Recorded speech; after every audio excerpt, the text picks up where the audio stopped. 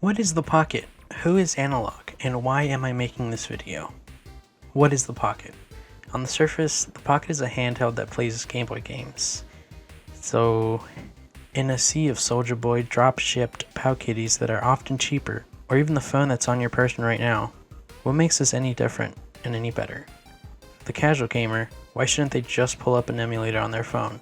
And for the diehard, why shouldn't they just skip the knockoff aftermarket emulator machines and just get a modded Game Boy with a flash card?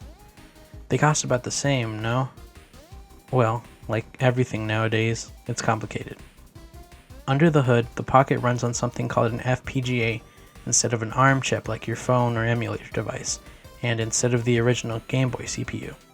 Side note, the GPA did feature an ARM processor too, but to run it on your phone, it'll still require emulation because the Snapdragon or whatever processors in your phone isn't exactly the same as the ARM chip they used in 2003.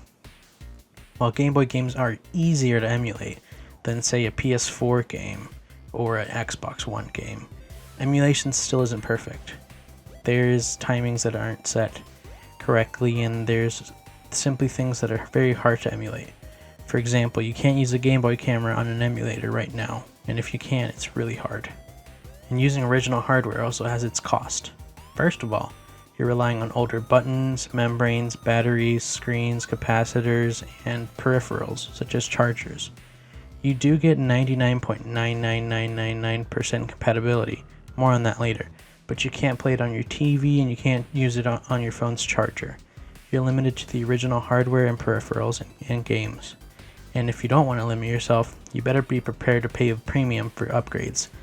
Install them carefully, and limit yourself to only one system. Yes, backwards compatibility is an advertised feature for the GBA, for example. It's a selling point, but it's not perfect. It still has its issues with scaling, and the clocks aren't running at exactly the same speed, etc, etc. Just a whole lot of stuff you can nitpick about it. At least I can.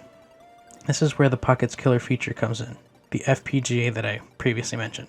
I'll talk about what an FPGA is closer to the end of this video, but basically, it's kind of like emulation on steroids. And I know people get upset when you call FPGA emulation because it's supposedly different and much better, but it's an okay way to wrap your head around it. It's basically like physical emulation. The FPGA can reconfigure its inner layout, and it can fit the whole schematic of a Game Boy inside of it. Analogue just has to write their own BIOS, and boom, they're in the clear. A perfect recreation of a Game Boy, legally, that runs cartridges and just works. Plus it's got a sleek body, can dock to a TV, and can charge off a USB-C. Not to mention it can run other consoles. It's going to launch with community support for other cores. If someone codes it, you can run an SNES, a Genesis, a NES, etc. All on the go with an amazing screen. And if someone doesn't code it, the Pocket is already going to officially support adapters for the physical media of a Game Gear, Neo Geo Pocket Color, Atari Lynx, TurboGrafx 16, not to mention Game Boy, Game Boy Color, and Game Boy Advanced. There's also support for GB Studio games, which are like more robust Game Boy games made by a community. Who is Analogue?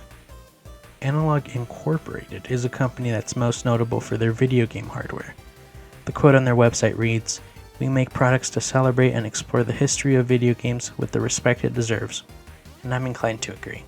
Their hardware is sort of like the Apple of modern day retro gaming. Their hardware just works, looks great, and comes at a premium. This does mean that it is locked down and limited to only running the included software right out of the box, but much like Apple, the hardware can be further unlocked by jailbreaking it. In this analogy, PC would be something like the Mister project, as it's got more programs, is more extensible, and much more affordable. Of course, this Apple comparison isn't exactly apples to apples, but it works as an introduction to who they are and what they make.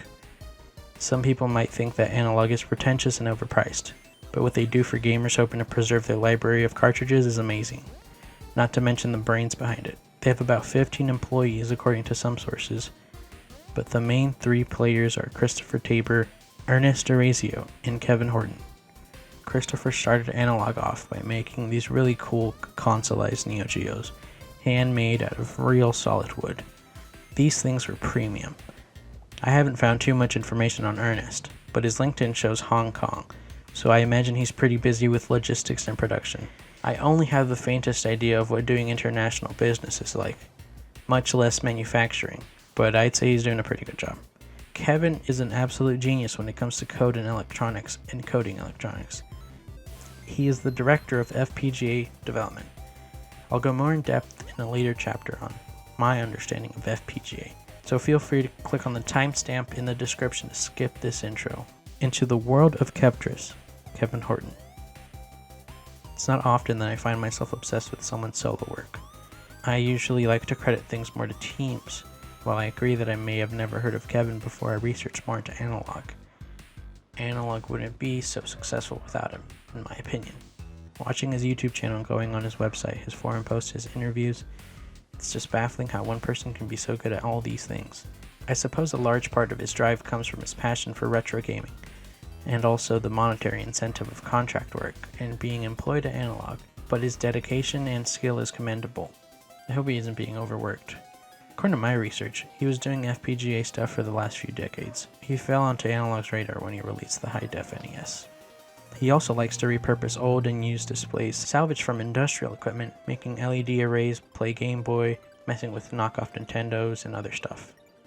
I told myself that I'm dumbing down the video because not every viewer will understand, but I'm lying to myself. The work that Kevin does, it's baffling to me. I'll get more technical later into the video, so stay put or get ready to skip that part if it bores you. But yeah. Oh yeah, I never explained what his name means.